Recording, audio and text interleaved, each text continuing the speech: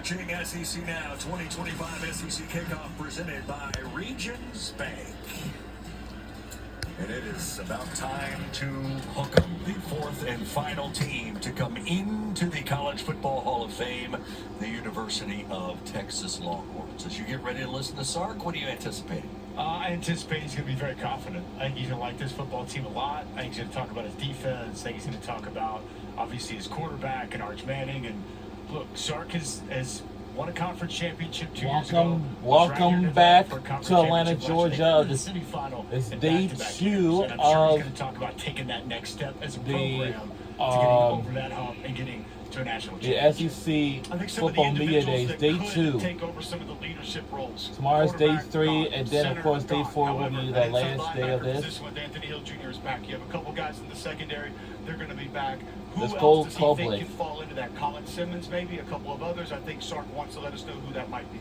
I think, last year No, we said it was Texas' first time in the SEC. There were questions about how they were going to transfer. I think anybody who's watched football understood that it was going to be a quite easy transfer for Texas A&M. These are two organizations, two clubs that played good football for a very, very long time.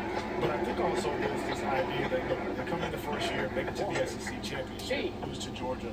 But this is a Texas team that has a lot of talent, that has a lot of pride. They've got a lot of resources. So how are they going to manage the expectations of making it back here and win this football game? Not only as a team, broadly, but then individually, how do they manage, or how does he manage the expectations that we've talked about on Arch Manning? Because they can be heavy coming into a season where everybody's expecting you to be something. This is the second year in a row that they've been picked favored to perhaps win the national championship. So they've got to deal with that.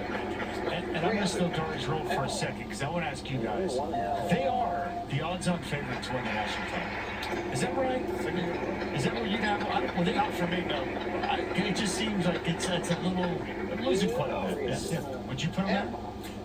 No, but I still got the team that won it last year there.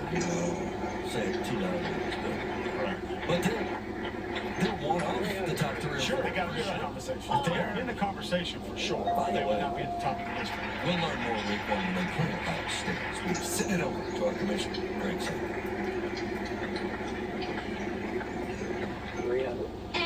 Late in the afternoon on Tuesday brings us to the University of Texas head coach Steve Sarkisian. Steve was named the 31st head football coach at the University of Texas on January 2nd, 2021, after having served as head coach at the University of Southern California and the University of Washington. In year one in the SEC, Steve led the Longhorns to the conference best 7-1 record and a berth in the SEC championship game and in the college football playoff, winning that home game against Clemson, advancing here and then advancing after the Peach Bowl to the Cotton Bowl. She was a former All-American quarterback at BYU and earned his bachelor's degree there in sociology in 1997. He was the 2020 Royals Award winner for assistant coach and offensive coordinator at Alabama. He's married to the former L'Oreal Smith. Steve has 2 daughters, Ashley and Taylor, his son Brady, and he and L'Oreal welcome to Son Elias in April of 2025, the head coach at the University of Texas, Steve Sarkisian.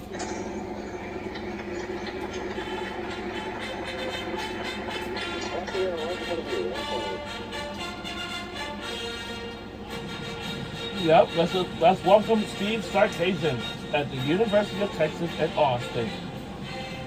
Home of the Longhorns. Alrighty, welcome. It's always fitting being part of the Southeastern Conference now to be in Atlanta. This is where you always want to be, and I just want to say we appreciate all that you do in covering our sport. Ton of respect for the job that y'all have in celebrating our game.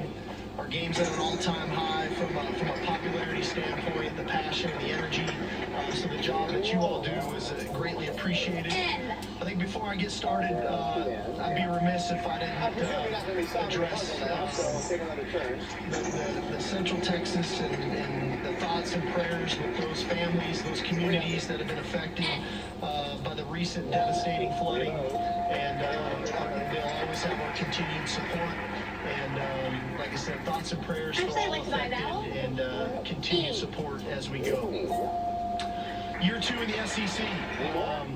it's gone fast. Year one was a great year for us.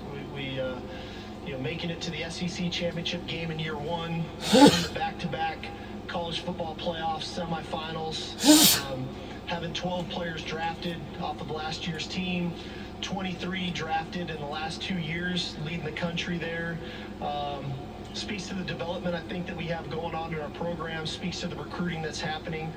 But this is a new year, new faces, new team, and obviously expectations are high for our program. I'm not naive to that. I don't put my head in the sand, and expectations are very high. But I'll also say we're the University of Texas, and the standard is a standard here, and that's competing for championships year in and year out. And it didn't matter when we were in the previous conference. It didn't matter now that we're in the SEC. It is what it is. But I think there's one thing that's important for us. It's not what other people think about us. It's not what other people say about us. It's about what we do. And that's taking action and doing things the right way. I do think we have a very hungry football team, one that is talented. I really like our roster. We've strung together now 3 really good recruiting classes of very talented people, but really good people that I think represent the University of Texas the right way. I really feel like we've navigated the portal well through 3 years, and this year was no different. I think we filled needs on our roster where players can have an impact on our team immediately, not just to fill roster spots.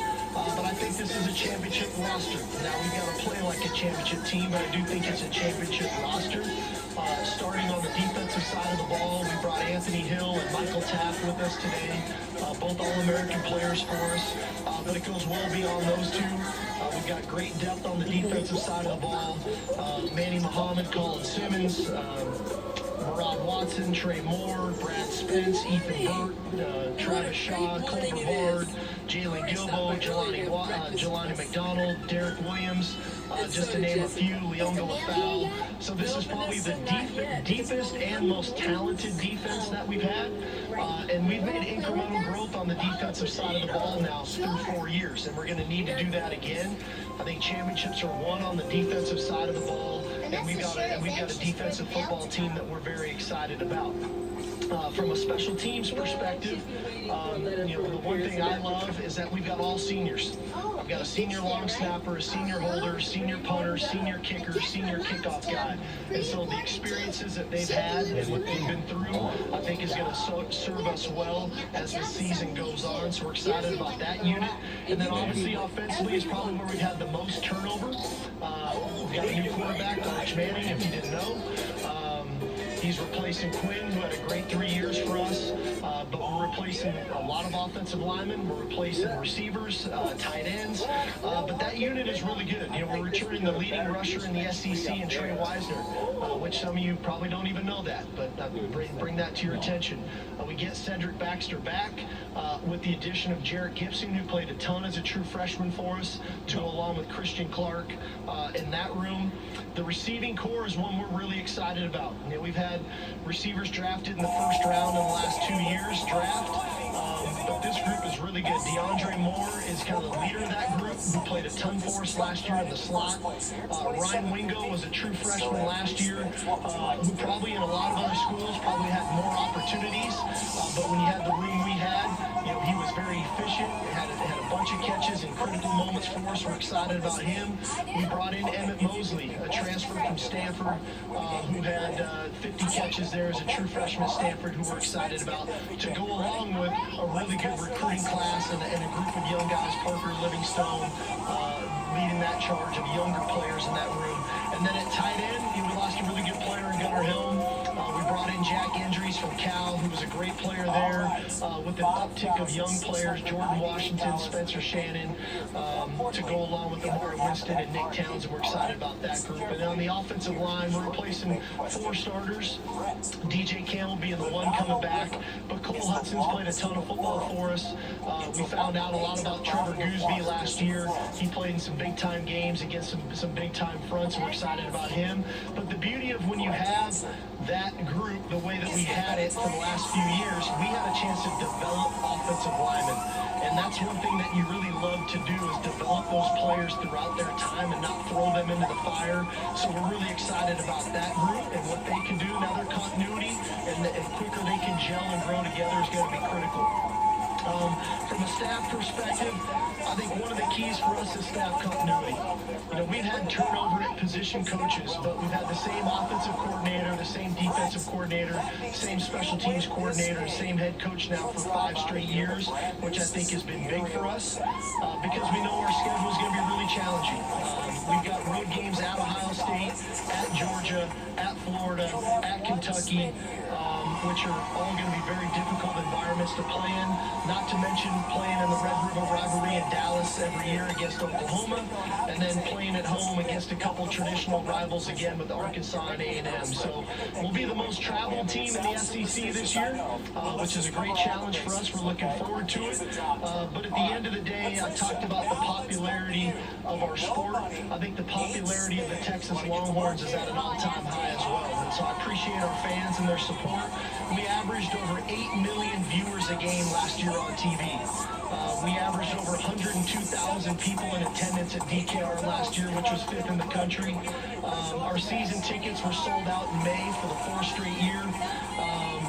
And so the environment at DKR has changed if you haven't been back in a while. It's an electric atmosphere. Love our fans and the support that they give us for that. But I think the key for us this fall is we got to go enjoy this journey.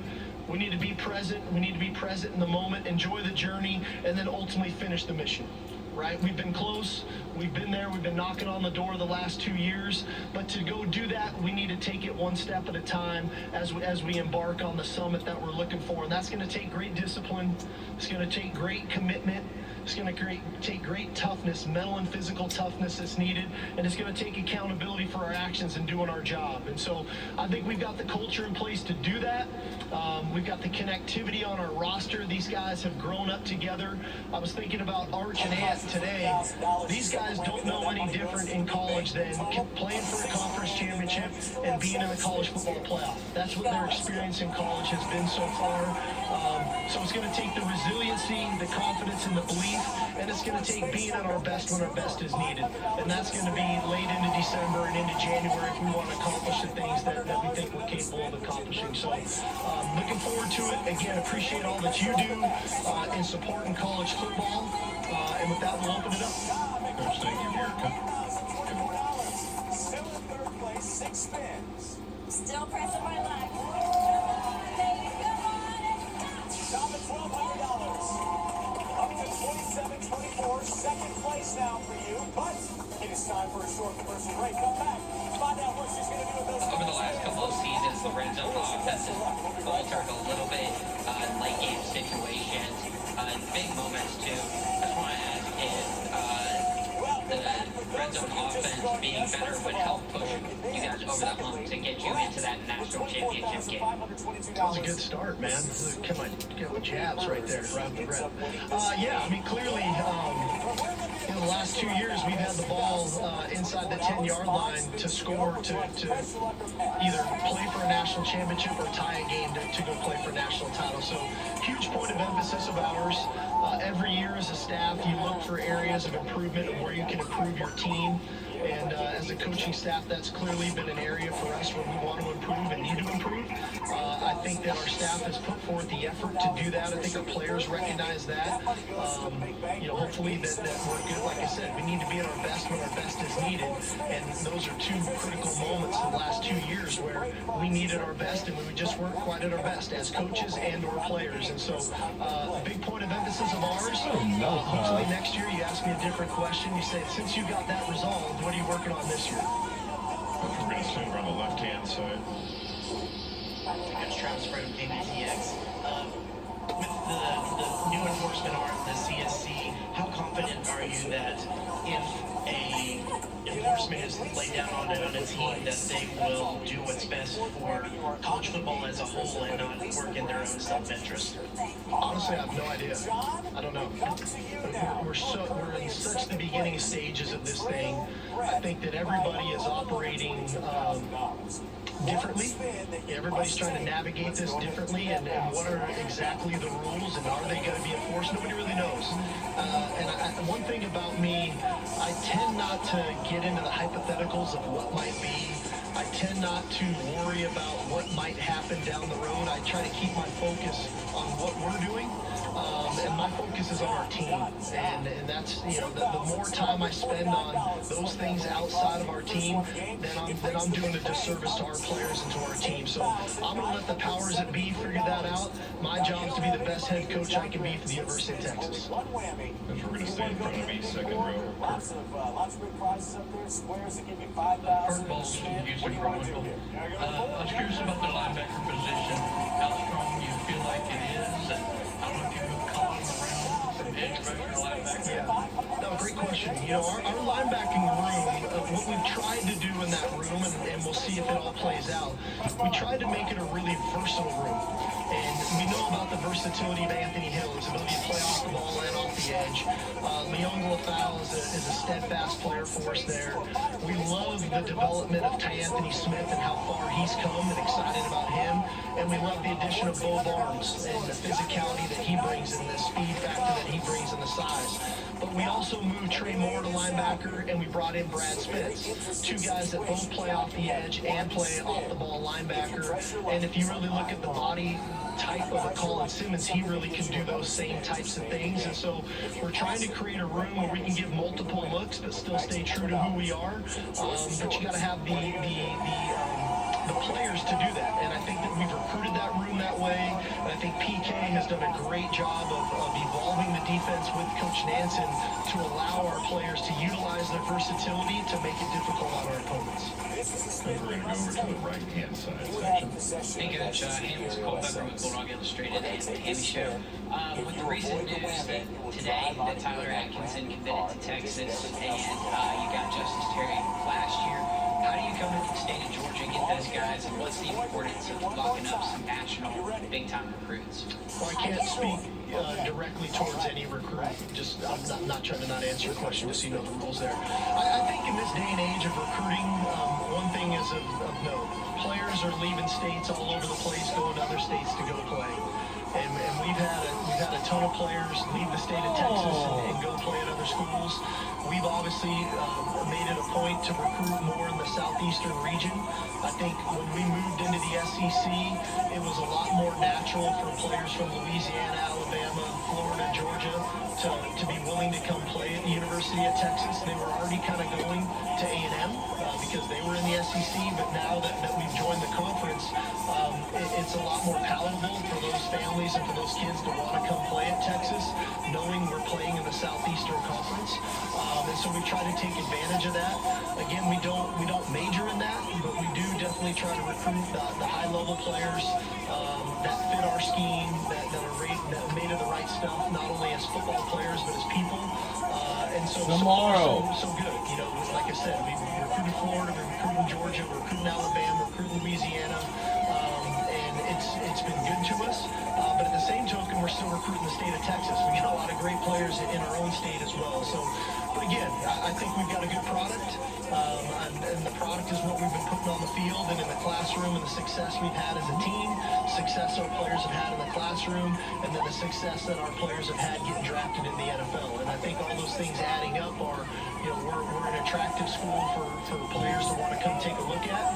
And then if we can start to develop the relationships the right way and start to weed out some of those that are just there to take the trip and really hone in on the ones that we think fit us, then we try to take advantage of it. We're going to go straight in front of me, second row, center. Hey, Steve Silver, Golden Boston American statesman. Arch Manning carries himself like he's 30 years old. How will that maturity benefit him as he takes on this challenge in the start?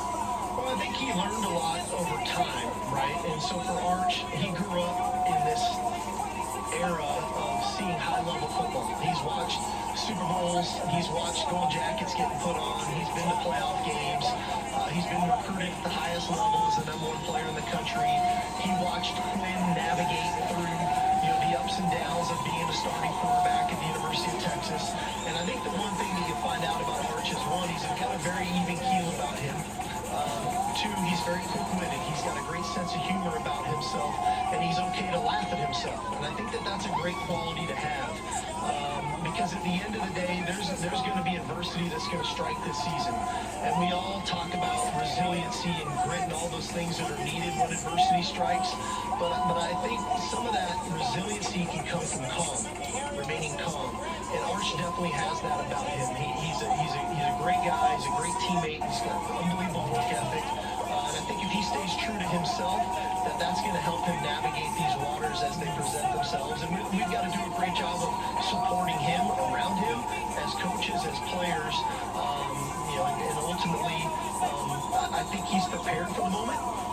But now it's just time for him to go do it and enjoy doing it, quite frankly. We'll stay in the same section, about 3 rows back in the middle. Danny Davis also got the six with Steve over the years. How have you seen Michael Taft go from being a walk-on to someone whose voice is respected in your locker room and being a bigger leader? Yeah, probably the coolest story on our team right now is Michael Taft. He was a guy who was a state champion at Westlake High School 2 years in a row, state championship game MVP 2 years in a row, has scholarship offers to go to other universities. His lifelong dream was to be a Longhorn, and walks on at the University of Texas.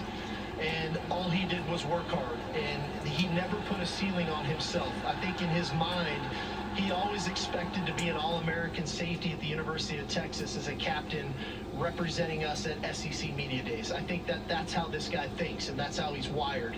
And so now, when you chronologically look at his path of walking on, being scout team players of the week, earning a little bit of playing time on special teams, to earning a little bit of playing time on defense, to becoming a regular down player on defense, to becoming a frontline starter on defense, to becoming an All-American on defense, it's like, how do you not respect the guy?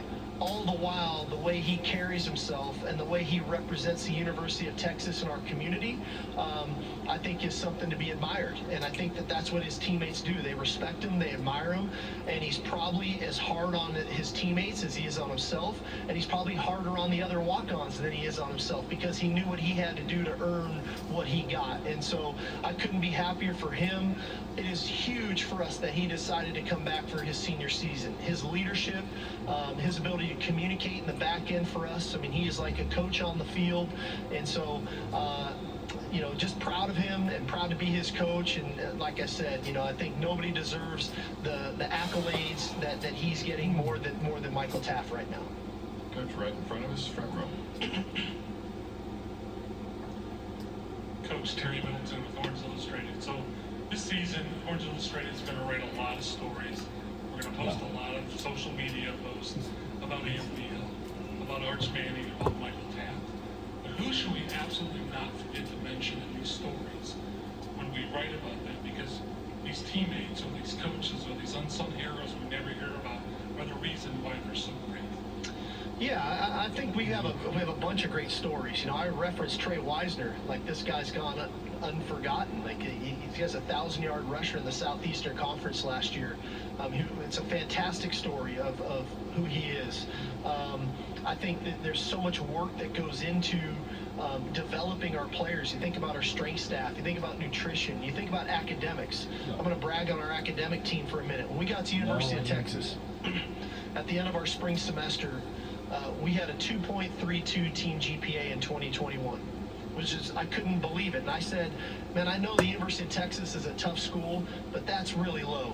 Well, what was the byproduct of that team GPA? We went 5-7. We had 0 players drafted in the NFL draft. So we pour into the academic side of things. We pour into the culture. At the end of the spring semester in year 2, we have a 2.78. The byproduct is 8-5, 5 guys drafted, 1 first-round draft pick. At the end of year 3, the team GPA is a 2.98. We go 12-2, we win the Big 12, we go to the college football playoff, we have 11 guys drafted, 2 first-rounders. At the end of last year, we had a 3.27 team GPA. We go 13-3, we go to the SEC championship game, we have 12 guys drafted, 3 go in the first round. at the end of this past spring, we had a 3.31 team GPA. So a lot of people get a lot of praise in the development of our players and the program and the commitment that everybody puts into this. But I think Jeff Nelson and his team and academically what they do, as well as our players buying into the idea of who you are some of the time is who you are all the time. So how can our GPA go up every year, our wins go up every year, our draft picks go up every year? It's amazing how the correlation of those things occur. And so there's a lot of credit, there's a lot of great stories that go into that, but that would probably be one that we should tap into and write about. If we're going to go in the center aisle, over here to the right. Yes, Coach Sarkisian, Drew DeArmond, WZZN Radio, Huntsville, Alabama.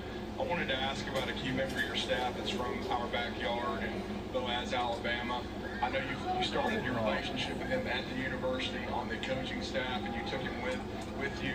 He was key in helping you develop Quinn Ewers and recruiting Arch Manning. But tell us about A.J. Milwee and the role he plays and his development as a coach.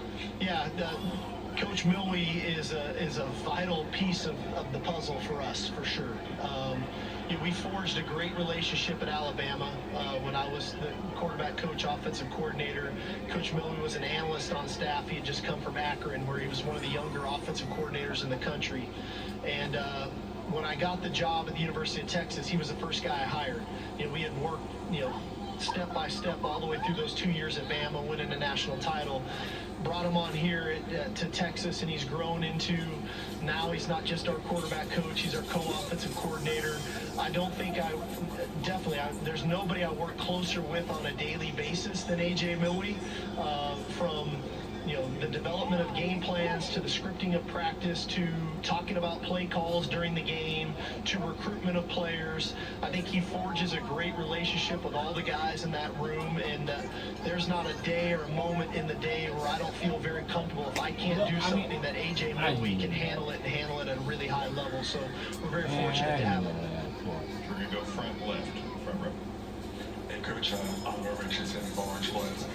Yesterday, Lane Kiffin came up here and said they're trying to operate within their cap, but didn't necessarily feel like everyone else was doing that. Curious how you, maybe Brandon Harris, figure out how to operate within your cap, who's worth what, who's not worth what.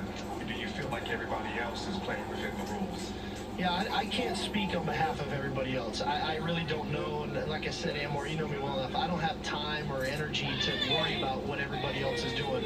We're trying to build a roster that is one that can withstand the test of time. And we never wanted to come here and be a one-year wonder team, and then the next year be not very good. So we're trying to be sustainable for a long period of time. I think that's what good programs do.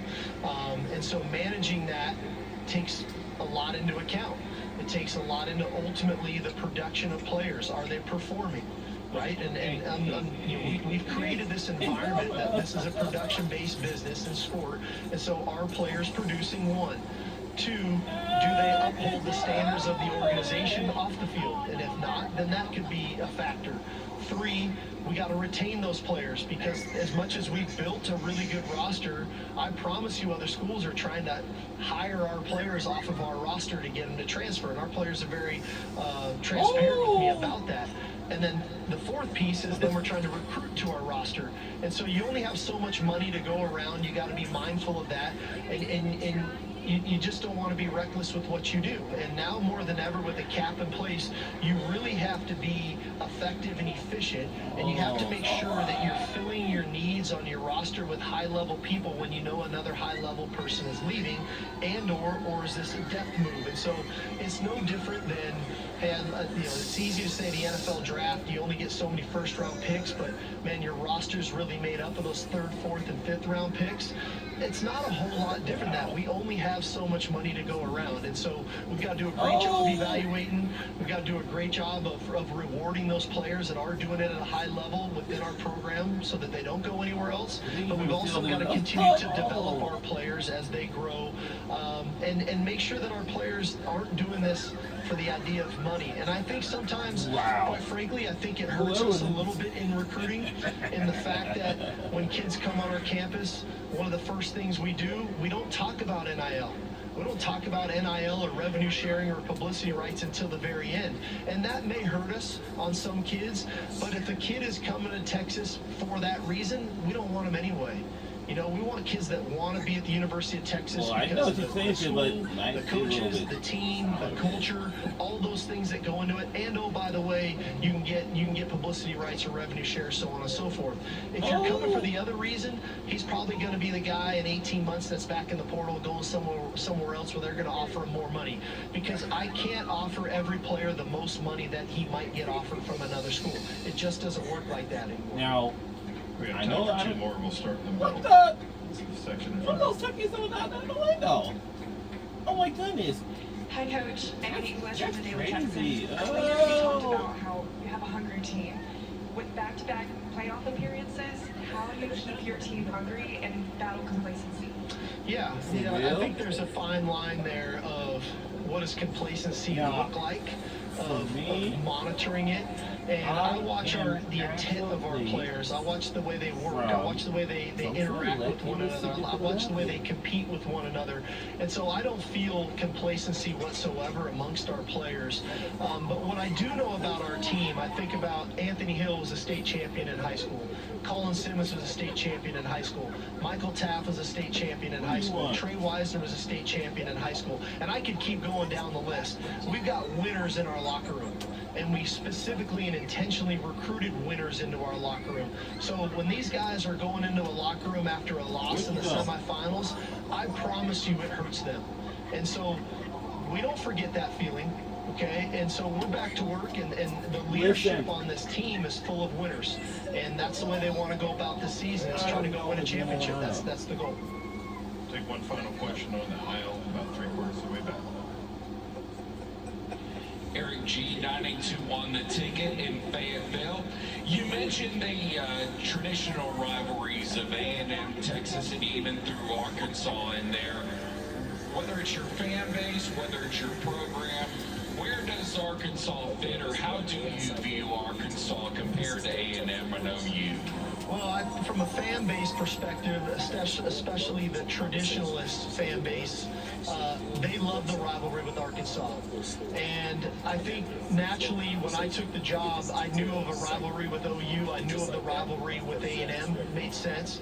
I found out about the rivalry against Arkansas when they whooped their ass in the second game of my career when I got to Texas. So that rivalry got really good really fast for us. So we respect it. We honor it.